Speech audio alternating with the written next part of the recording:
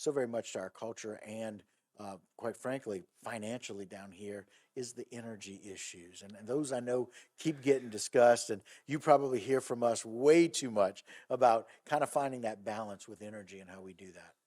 Keith, no, look, yeah, I don't think you can talk about this enough. Look, what's going on with energy policy in this country today? This is the biggest driver on things like gasoline prices, utility prices, grocery prices, the cost of living. I saw a statistic the other day: 1 in every 4 Americans are having to choose among paying for energy, paying for food, or paying for medicine. Think about that. I mean, that's a Wow. false choice. Um, Thousands of dollars. The average American family is now spending more on things like utility costs and refueling their vehicles. Just today, the White House released a statement beating up on OPEC, all these Middle Eastern and foreign countries, because they have decided to cut oil production.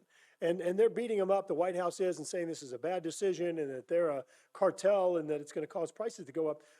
Look, the way that you insulate yourselves is you produce more energy. I mean, a few years ago, the United States was entirely energy independent. We have the resources in the Gulf of Mexico to be independent, together with other areas in the United States that have oil and gas. And so it makes no sense for the United States to shut down, stop, prohibit energy production off the coast of Louisiana and then go to Saudi Arabia, Iran, Venezuela, or whoever else and ask them for energy. We just lifted sanctions on Venezuela that has kidnapped Americans. I mean, this just, it doesn't make sense. It's not in Louisiana's interest, and it's absolutely not in America's interest either. So we're trying to push this White House back into sensible energy policy where we are actually entirely energy independent and really have excess resources to send to Europe and other places that's economies are being weakened right now as a result of surging energy prices, which weakens NATO, our military alliance. It weakens Ukraine. So really important that we get this right. And I'll tell you right now, it's not right. We've got availabilities in our own backyard. Just let us go get it. Right? I mean, we talk all the time with some of the local leaders, down in Fouchon, and Yeah. it's available. Just let us go do it. And when we find some alternatives to annex that, great, let's do that. But right now, this is what we're kind of dependent upon, and just let us go get it. Let us get it a little cheaper because we can.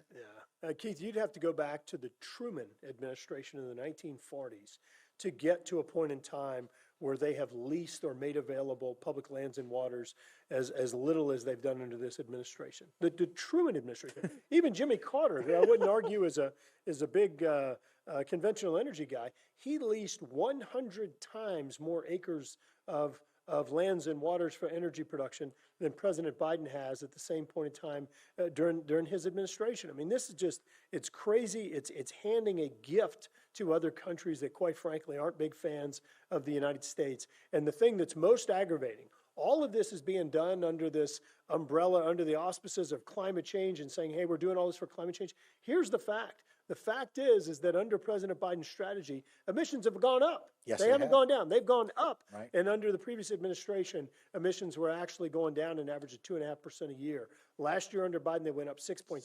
Right. They're going to go up again this year. I mean, and then the other thing that just drives me crazy is that while we have led the world in reducing emissions in the United States, for every 1 ton of emissions we've reduced here, China's gone up by 4.